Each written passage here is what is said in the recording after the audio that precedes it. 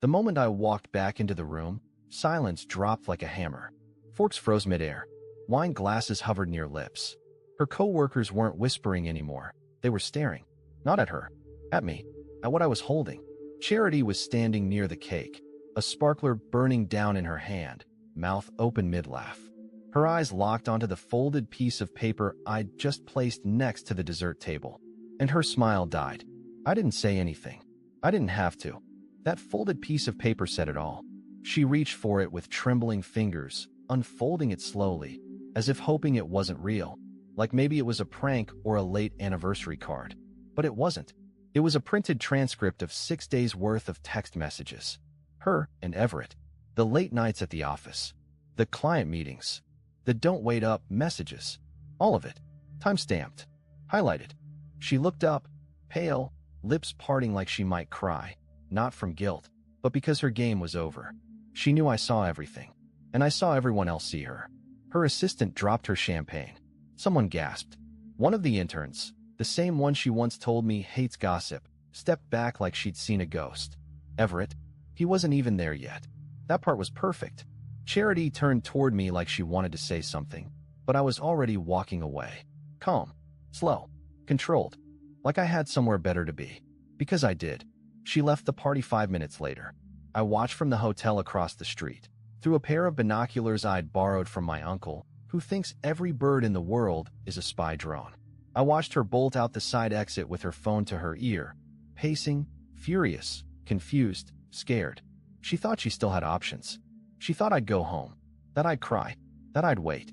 But she had no idea what was really happening, what I'd already done.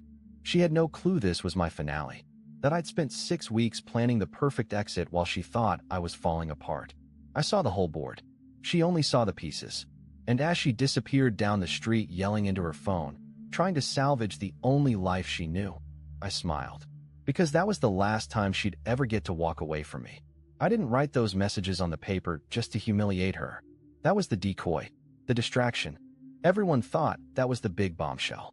They thought the text transcripts were the moment I blew up my marriage in front of her glittery corporate circle. But that wasn't the end. That was only the start of the unraveling.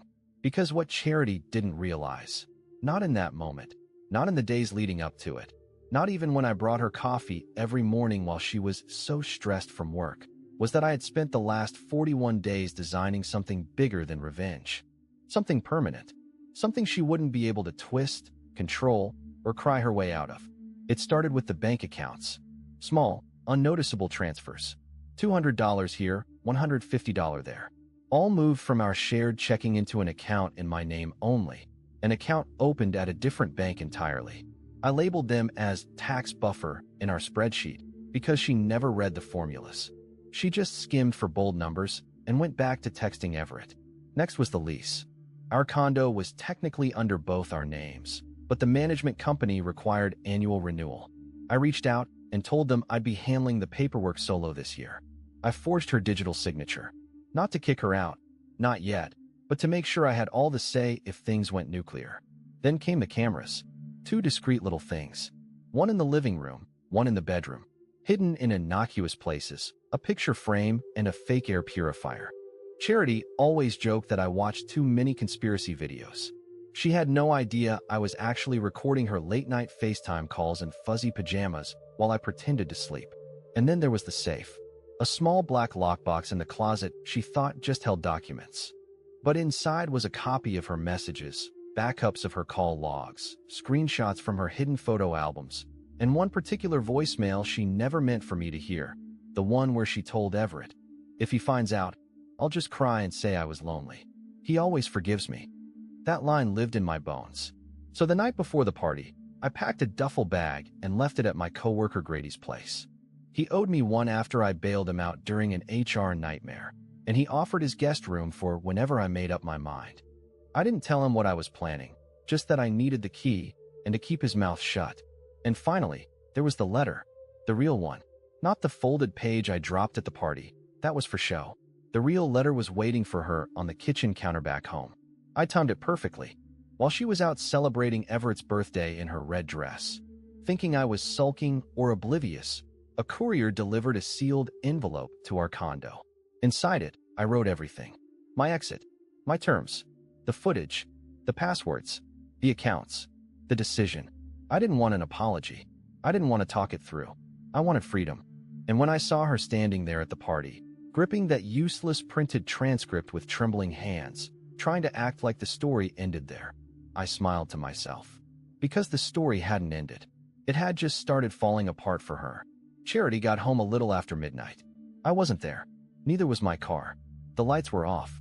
There were no signs of a dramatic fight or some messy emotional exit. No broken wine glasses, no shouting, no begging. Just silence. The kind that makes your ears ring. I know because Grady was watching her from the neighbor's balcony, just like I asked him to. His camera caught every second of her reaction. She walked into the apartment, still holding her phone like a weapon, frantically calling my name, pretending like I'd be sulking in the bedroom or sitting in the dark kitchen like some wounded little puppy. I wasn't. All she found waiting for her was the envelope. Black ink on cream paper. Her name in my handwriting. Nothing else. She stood there for a full 30 seconds before touching it. I think she was afraid. I hope she was. She opened it, and I could almost hear the tension through the video. Her face tightened as she read, line by line, paragraph by paragraph. Her jaw clenched. Her eyes flicked from left to right faster and faster. She stopped blinking. And then, the part one was waiting for. Her legs buckled, just slightly, as she reached the final page. The part where I wrote, "You don't need to come find me. The locks are already changed. The footage is in safe hands. And every lie you told is backed up 6 different ways. You played the long game, Charity. I just played the last move." She didn't throw the letter. She didn't scream.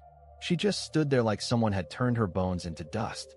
Within 2 minutes, she was on the phone with Everett. That call was the cherry on top. I had software running on her phone for a while now.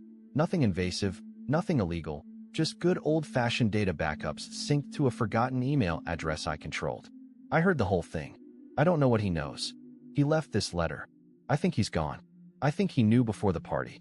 Then she said the words that made me lean back in Grady's chair and exhale for the first time in weeks. What if he shows them the videos? There it was. Panic. Pure, terrified panic. Everett's response. Classic coward. He told her to calm down, to stop calling him, that she was bringing heat, and that he didn't owe her anything now that it's over. Yep, just like I predicted. He ghosted her within 4 minutes of me ghosting the marriage. By 2 a.m., Charity was sending texts. Not to Everett. To me. 17 messages in a row. Can we please talk? Why would you do this? Just come home. Let's be adults about this. This isn't you.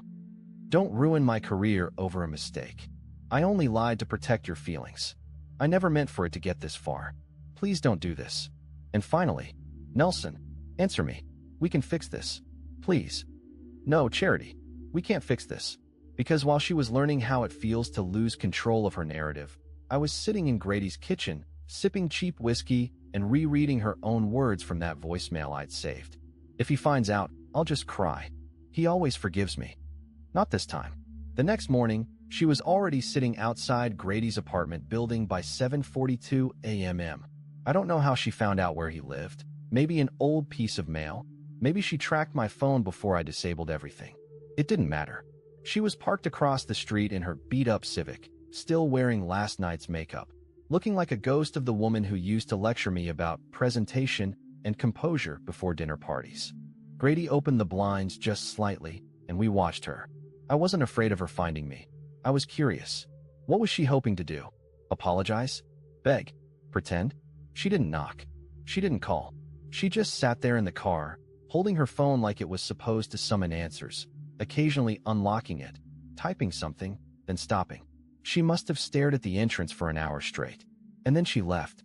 That's when I finally checked my email, not my usual inbox, but the backup one. The one synced to all her devices. That's where I saw it. A forwarded message from Everett. Subject line, "This was a mistake. I'm done." He'd sent it around 4 a.m. He attached a photo, a screenshot of a termination notice from HR.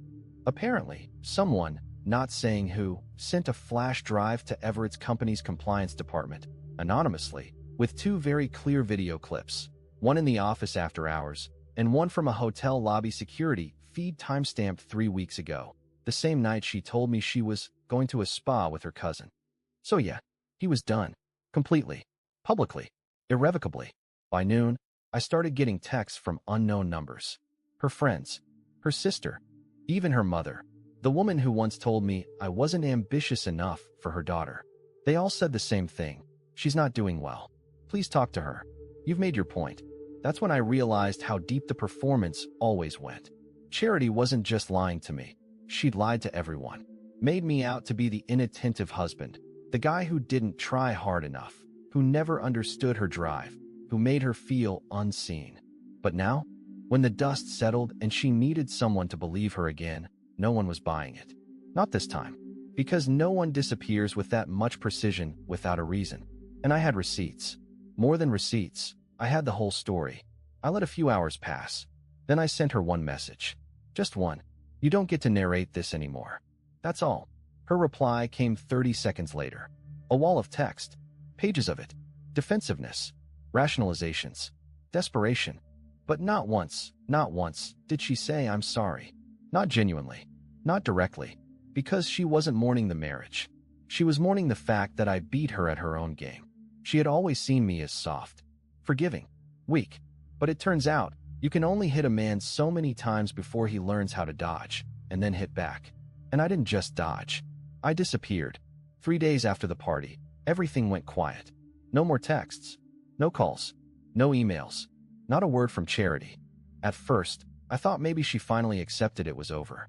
That maybe, just maybe, she realized I wasn't bluffing this time. But the silence felt off. It wasn't remorse. It was calculation. And I was right. That Friday afternoon, I got a call from my old landlord, the one from the apartment I lived in before we got married. He sounded confused. Hey Nelson, someone just came by asking for a copy of your old lease documents. Said she was helping you with taxes? I froze. It was her. She was digging. And she was getting desperate. She wasn't just trying to find me. She was trying to build a case. That's when I remembered something she told her friend once over brunch, back when she was tipsy and oversharing. If a man ever leaves you, take him for every dime. Break his name. Break his peace. He should regret breathing. That woman was now staring into the mirror of her own advice. She couldn't win me back, so she shifted focus. She wanted to control the fallout. She wanted to make me look unstable, reckless, maybe even vengeful. I mean, why else would someone vanish overnight unless they had something to hide, right? But she underestimated how long I'd been preparing for this. See, while she was still drafting her revenge narrative, I'd already handed my lawyer a sealed envelope with every shred of evidence. Videos, messages, timestamps, copies of her fake business trips that were actually hotel rendezvous. Not to weaponize, just to protect myself. There was no rage, just insurance. Cold, boring, bulletproof insurance. She showed up at Grady's again 2 days later. This time she knocked. He didn't answer, but I watched through the peephole as she paced the hallway, holding a manila folder and a latte. I'll be honest, for a split second, I almost opened the door. Not because I missed her, but because I wanted to see if she could look me in the eye and still pretend she was the victim. She couldn't, not even close. Instead, she pulled out the folder and slid it under the door. No note, just the folder. When I picked it up, I already knew what it would be. Inside, a printed statement. Her version of events. A half-legal, half-emotional letter about emotional cruelty, abandonment, and her trauma from being left without warning. It was laughable. She wanted to take it to HR, frame me as the jealous husband, the unstable one, the one who broke into her personal life and sabotaged her professional reputation. What she didn't know was that her reputation was already in ruins. Everett didn't just ghost her, he filed a complaint. HR had opened an internal ethics investigation. She'd already been placed on leave pending review, and 2 sponsors dropped out of her next project after a client saw the leaked footage. Her foundation was crumbling before she even realized it. But she still believed the story could be salvaged. She just didn't realize that I wasn't playing defense. I was already gone. Not just physically, not just emotionally. I had moved every piece. My accounts, my credit, my name, my digital presence. I even closed my old gym membership. She couldn't track a man who no longer existed on paper. And as I stared at the folder she left behind, I couldn't help but think. This was her grand finale. A final move meant to trap me into re-entering the game. But I'd already won, and she was still playing alone. By the time the manila folder reached my lawyer's desk, it had already been scanned, recorded, and added to the file we labeled Preemptive Damage Control. I didn't even need to respond to it. My lawyer read the first 2 pages, chuckled, and said, "She's spiraling. Don't say a word. Let her keep digging." So I stayed quiet. Which, if you know Charity, is the one thing she can't handle. She needs control. She needs a reaction. Without one, she invents a new crisis every 12 hours just to feel like the center of gravity again. But I didn't expect what came next. Her friend Maya, the one I always thought secretly hated me, messaged me out of nowhere. I hadn't heard from her in over a year, and the last time I saw her was during a wine night where she passive-aggressively asked if I ever planned to get a real job. So yeah, not someone I expected help from. Her message was short. "You deserve to know what she told us. I'm sorry it took me this long." I didn't reply immediately. Honestly, I didn't know if it was a trap or just more drama. But 30 minutes later, she sent a voice memo. My hands were shaking when I hit play. It was recorded during a brunch 2 weeks before the party. Charity didn't know Maya was recording. Apparently, Maya was tired of being dragged into her lies and decided to cover herself. And what she caught shattered everything I thought I already knew. Charity was laughing. Loud, unfiltered, a little drunk. And in that syrupy, bragging voice she used when she thought she was clever, she said this: "If I play this right, I can get Nelson to leave without me having to file. Then I won't have to pay anything. And I can say he just couldn't handle my ambition. I'll cry a little, tell everyone he got paranoid, and boom, sympathy. And if Everett actually divorces his wife? Jackpot." There it was. Cold. Calculated. Not a mistake. Not a slip. A plan. She'd never been in emotional turmoil. She wasn't confused. She wanted this to fall apart, but only on her terms. She wanted me gone, but with all the blame and none of the mess. She wanted to burn the house down and crawl out clean. I sat there listening to that voice memo over and over, until I couldn't anymore. I forwarded it to my lawyer with a single note: "Add this to the timeline." But I wasn't done. For the first time since I'd left, I responded to her. Just one message. One sentence. "I didn't leave because you broke my heart. I left because you thought I'd never find out who you really were." She didn't reply right away. But when she did, it wasn't anger. It was begging. "Please don't ruin me. I'm sorry. That wasn't who I am. I was drunk. I was stupid." But it was who she was. And now even the people she used to manipulate were walking away. Maya sent me a final message that night. "I lost 2 friends over this. But I couldn't stay quiet anymore. She used all of us." Turns out, when you build your entire world on fiction, all it takes is one person telling the truth, and it all collapses. And for the first time since this started, I felt nothing. Not satisfaction. Not revenge. Just silence. And she finally had to sit in it. I never posted anything about her.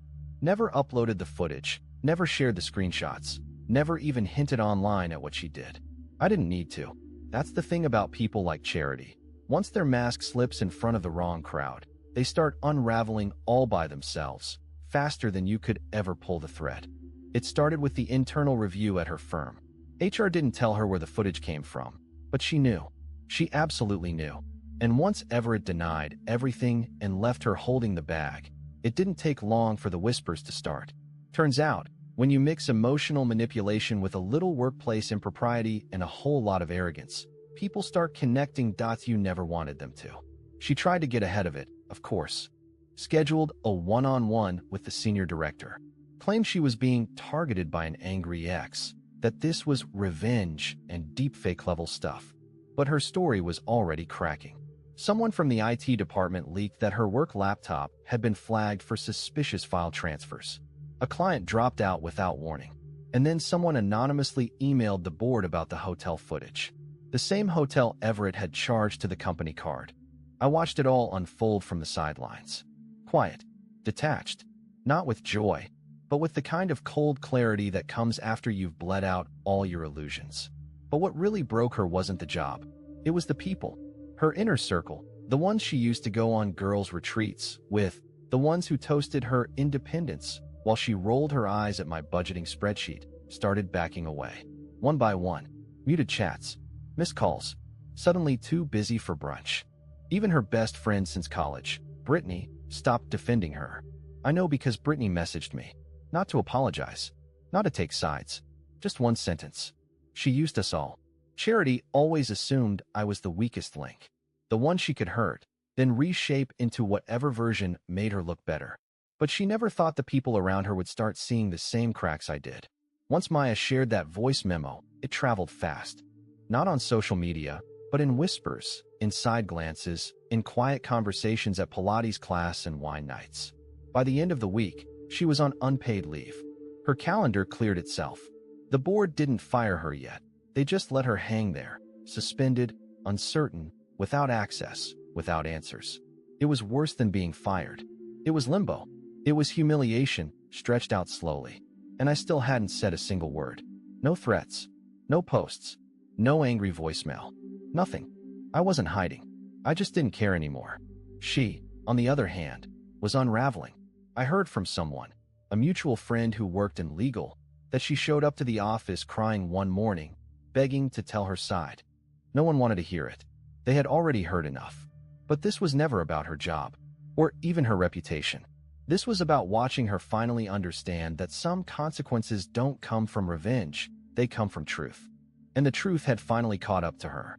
I didn't attend the disciplinary hearing. I wasn't asked to, and I wouldn't have gone if they did. My lawyer submitted everything through the proper channels. Quiet, clean, legal, no drama, no spectacle, and most importantly, no me. She wanted me there. I know she did. She wanted one last chance to face me, to manipulate the story, to cry in front of someone who used to care. But I'd already moved past the version of me who needed answers from her. The only thing I needed now was distance. When the final HR decision came down, it was swift. Termination. Effective immediately. She lost her job, her project portfolio, her performance bonuses, and any shot at that international transfer she used to brag about. Her name disappeared from the company website within hours. By the end of the week, so did the last of her credibility. She sent me one final message. You win. That was it. No apology. No ownership. Just that pathetic two-word admission wrapped in bitterness. She still thought it was a game. Still thought someone had to win and someone had to lose. But that wasn't it for me. This was never about winning. It was about freedom. About finally being able to wake up and not feel like I was bracing for impact. About walking into my own kitchen and not scanning the counter for signs she'd lied again. About remembering who I was before I started trying to shrink myself to fit inside the world she demanded. And somewhere in the middle of all that, I found peace. Not overnight, but slowly, in little things. Like the way Grady introduced me to his cousin, Emmeline, without forcing anything. Just a coffee, then another. Like the way I started running again. Real runs, not just angry stormouts. Like how I reconnected with my brother after 3 years of silence. He always said I was too wrapped up in her orbit. I didn't see it then, but I do now. I moved out of Grady's guest room and into my own place. Small, simple, quiet. No trace of her. No photos. No old furniture. Just a new bed, a beat-up couch I picked out myself, and peace I didn't have to ask permission for. Sometimes I still see her name pop up in old emails or calendar invites. I delete them without opening. Sometimes I hear her voice in a memory and I pause, not out of pain, but out of amazement that I ever let someone like that define me. But here's the real ending, the one she'll never understand. I didn't ruin her. She did that all on her own. I just finally walked away without burning down behind her, and I never looked back.